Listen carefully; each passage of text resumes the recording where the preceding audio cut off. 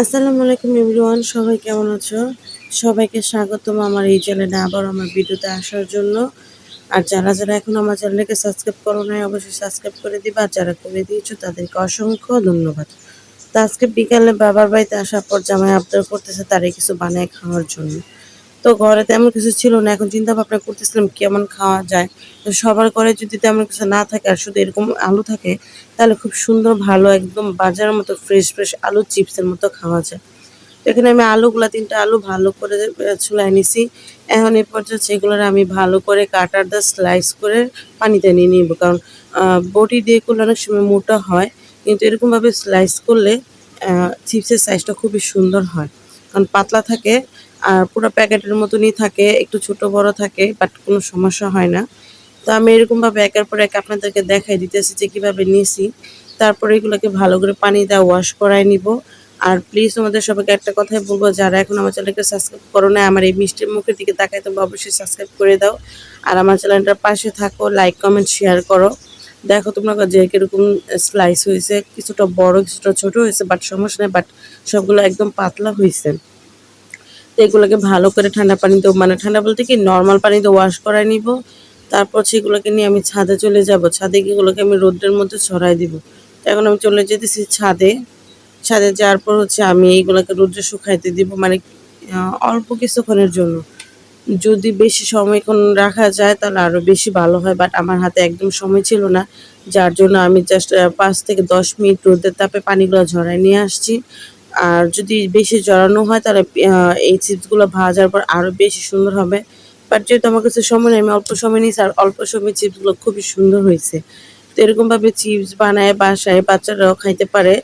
কম ঝাল মশলা দিলে বয়মে রাখলে বাচ্চারা পরপর খাবে, আর বড়রা খেলে একটু ঝাল স্পাইসি করে খাইতে পারে। তো আমার বাচ্চারা তো একটু ঝাল টাল দিলেও মানে ভালোভাবে খুব মজা করে খাইতে পারে। আর এই পর্যায়ে আপনাদেরকে আমি দেখানোর চেষ্টা করতেছি যে দেখেন আলুতে একদম পানি নিয়ে যখন আমি ছাদ থেকে নিয়ে আসছি একদম শুকিয়ে গেছে। আর তেলটা আমি আগেই বসায় রাখছিলাম, তেলের মধ্যে এখন আমি একটু একটু করে মানে যতটুকু তেল নিছি ততটুকু করে আমি আর কি আলুগুলো দিয়ে দিব। এগুলো হচ্ছে পুরো আলুজের মতো হয়ে যাবে। আর দাগ যেহেতু কাটার দাগ কাটছে, সেই জন্য আলুজের মধ্যে যেরকম একটা রেখা রেখা থাকে, এটার মধ্যে এরকম চলে আসছে। তো এগুলো একটু পর পর উল্টায় পাল্টায় ভাজবো। আর যখন দেখেন যে একটু রোদে দেওয়াতে আলুগুলো কি সুন্দর উপর থেকে বাইসে বাইসে উঠতেছে। আর যদি এই রোদটা আমি না দিতাম তাহলে হয়তো এটি করে ভাজতো না, একদম নরম থাকতো। তো যাক, এই পর্যায়ে খুব সুন্দর করে ভালো করে নাড়াটা এটাকে বানায় নিব। তো এটা তোমরা সবাই দেখতে থাকো।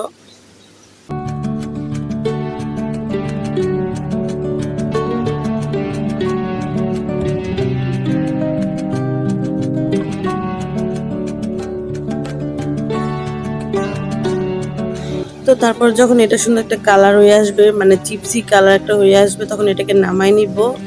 আর এখানে আমি আগে থেকে একটা খাঁচিতে ভালো করে পেপার আর কি নিয়ে নিয়েছি। আমার কাছে টিস্যু ছিল না, তো যাদের কাছে টিস্যু নেই তারা এই পেপারটা দিয়ে নিতে পারে, মানে খাতার পেজ আর কি, যেটাই হোক দিয়ে নিলে পারে তেলটা শোষণ করে নেয়। তারপর আমি মশলাটা দিয়ে নিয়ে আসছি। মশলাটা হয়তো স্কিপ হয়ে গেছে, পরে দেখাই দিব।